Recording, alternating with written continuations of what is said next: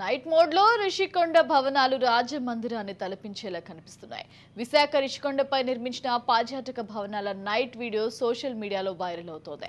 9.88 ఎకరాల్లో tourism project కింద వీటిని నిర్మించామని ప్రభుత్వం చెప్తుండగా విద్యుత్ వెలుగుల్లో ఈ భవనాలు జిగేలంటున్నాయి. Vizag the city of destiny అంటూ రిలీజ్ చేసిన వీడియోతో ఈ భవనాల అందాన్ని రెట్టింపు చేశాయి. భవిష్యత్తులో విశాఖ నుంచి పరిపాలన ప్రారంభమైతే ఇక్కడ సీఎం క్యాంప్ కార్యాలయం ఉండే అవకాశం ఉంది.